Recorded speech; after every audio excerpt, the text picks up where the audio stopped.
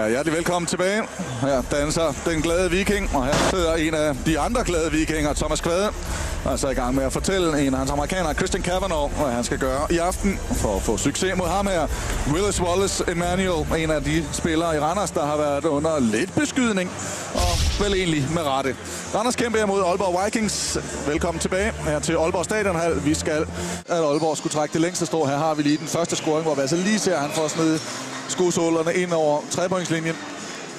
Startede forsvarsopgave over for Emmanuel Willis Wallace. Jeg skal love for, at han fik svaret igen, og man giver jo altså noget op nogle gange for at få en angrebsspiller på banen. Og så vi altså den sidste, og altså H.I.C.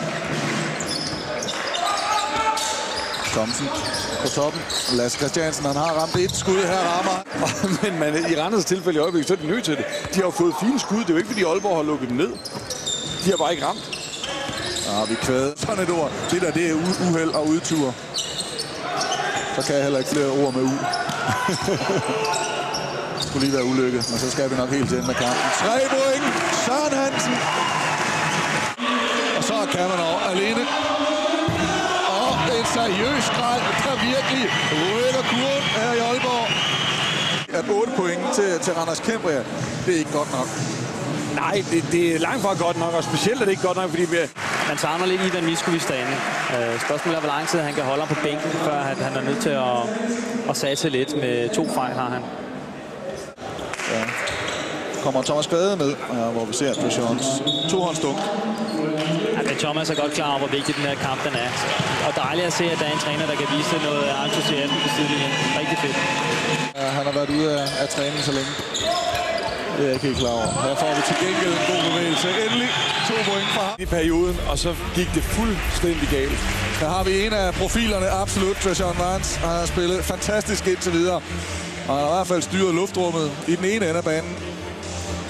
Har haft et par seriøse dunk. Og her har vi altså endnu et.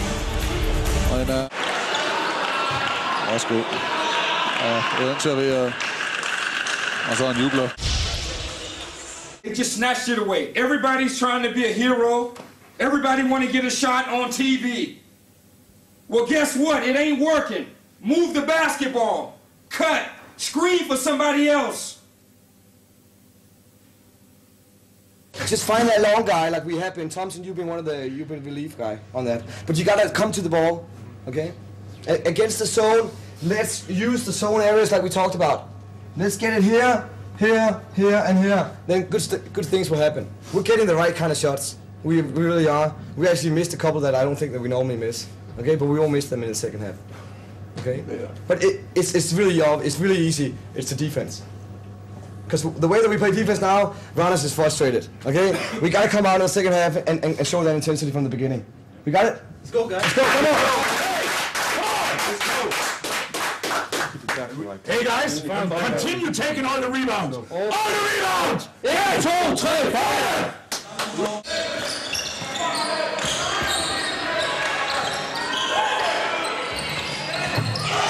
3 point, Christian Thomsen, og det her det er altså mere held for på Aalborgs vegne, at Jeppe Christiansen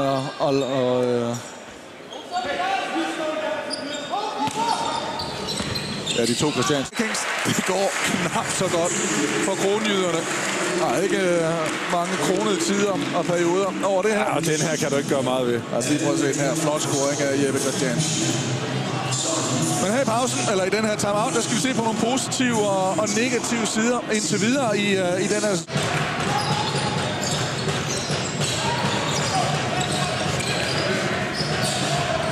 Øj, det er godt læst af Jeppe Christiansen. Lidt heldig. Jeg ved ikke, om helt nok er betydningsfuldt. Altså det vigtige for dem er bare, at de viser noget vilje, de viser noget gejst. De kom tilbage i kampen, specielt de sidste 5 minutter var rigtig gode for dem. Om de kan hente de her 16 point eller ej, så er det vigtigt for dem at slutte godt af. For der er stadigvæk mange. Ser vi altså, han skyder, jeg tror lige Chris Nielsen får fingrene på, og der lyder 24 sekunder sur af. Og så bliver der altså sat lidt... Du må se Chris Nielsen, det ryger op på 15, måske 16 point.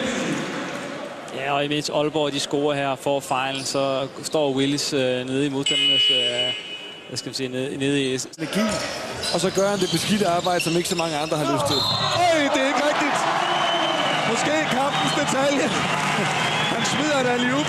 Kavanaugh bliver fejlet. Og så tipper han den i, mens han drejer rundt. Så gør det ikke så meget. Han brændte straffekastene før. Kavanaugh, værsgo. Welcome to Slam Camp.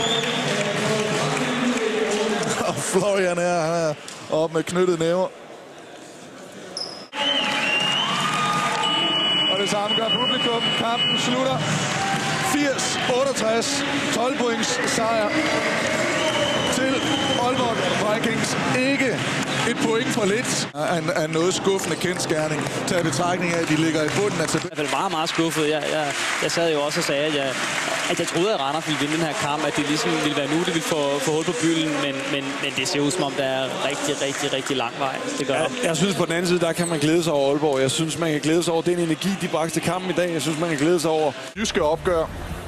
Det er tordnet ud med Randers Cambria mod Aalborg Vikings. Aalborg, det har taget forsvar, bruger virkelig at forbedre vores forsvarsspil, og det er også det, for vores angrebsspil til tid ser ud af helvede til. Sidder du og fortæller mig, at der har været lidt problemer med forsvaret i Aalborg?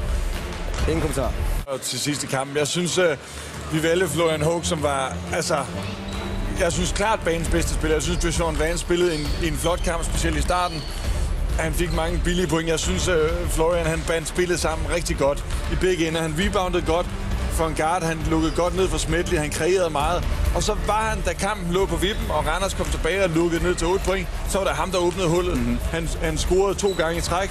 Stjal bolden, ja. Stjal bolden, kom tilbage, tog nogle angles og satte spillet op.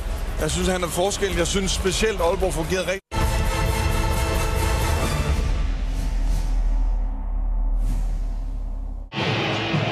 Og så skal han sende afsted 3 point. Og det er den får lov at tælle. Og de jubler i Horsens, som bliver vundet i kampen. Men det har de ikke nu. De er ikke engang foran. Så er det også det. Aflæg til Bonel Colas, og så får vi det første throwdown i dag. Clark afsted. Og så får vi 3 sekunder. Morgan får den til afsted. Morgan på signalet. Og så får vi første dunk. Chris Christoffersen. Han tester altså kurven.